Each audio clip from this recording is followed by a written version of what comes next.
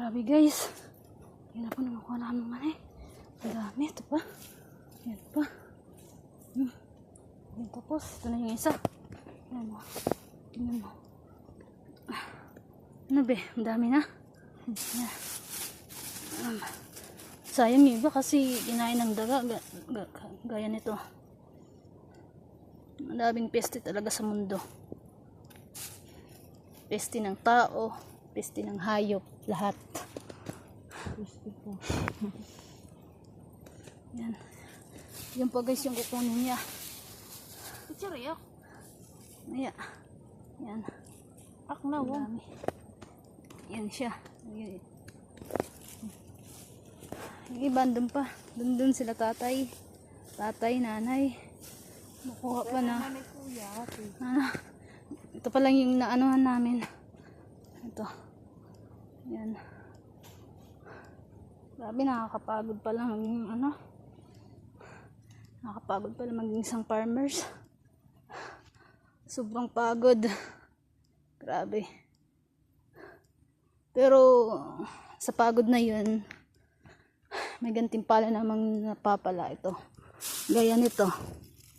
Pwede namin ito mabenta sa 1 kilo 100, diba? 1 kilo 100. So, meron na din pang biling bigas. Okay na din. Yan guys. Yan. Yan.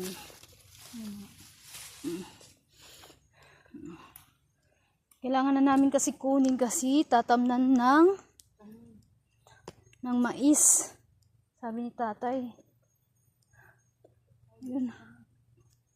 Doon sila. Maganda naman yung yung pwesto kasi dito tabing ilog. So madali na lang kumuha ng tubig pang tawag doon?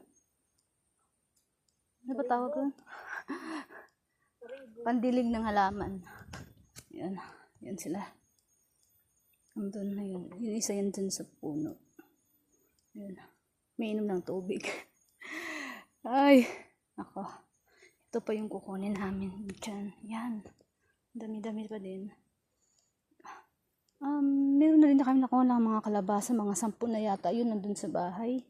Yung iba bininta na. Ay.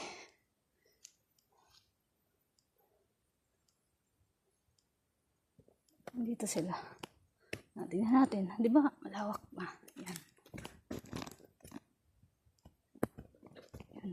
Isa. Yan.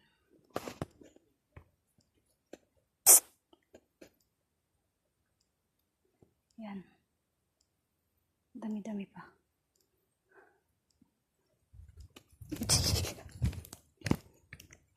Dati yung tinanim namin dito, pichay. Mga pichay, kaya ganito yung yung pagka ng lupa, ganyan pahaba.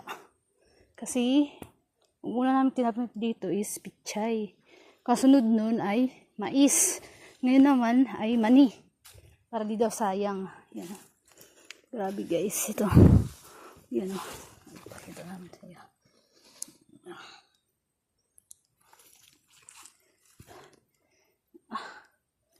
Ayan. Yung isa yan. Medyo nakakapagod din naman. Ay. Ano, kaya pa? No. Yan, yung ilog namin guys. Iba yung kulay. Diyan kami naliw, diyan kami kumakain. Total package na guys. Yung dalawang kuusap.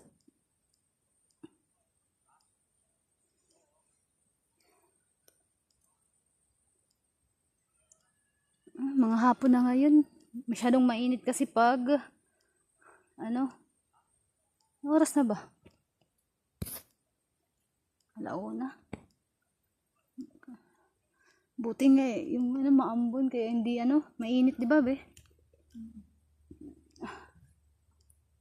Ay nako. Sarap sa ligo sa sa ilog yun. Ilog doon. Kaso tubig kakaiba. Madaming vitamina. Vitamina A. Ita. Vitamina B, basura. Ay nako.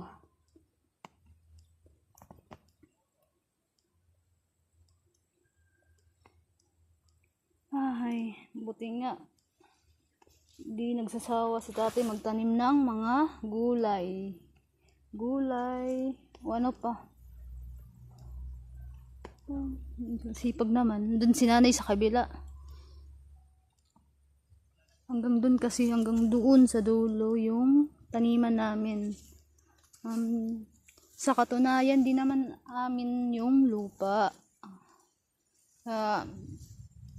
Ano din, nakakasad. Kasi, umuupa lang kami dito. Hindi ko lang alam kung magkano yung upa. Pero okay na din, kahit pa paano meron din naman kita. Guys, ayan, daming langgam. Langgam. Yan. Sakit sa ano? Sa balat. Kate. So, yan guys. Mamaya naman kasi magbubungkal na naman kami ng lupa. Yan. Oops. Andun yung dalawa.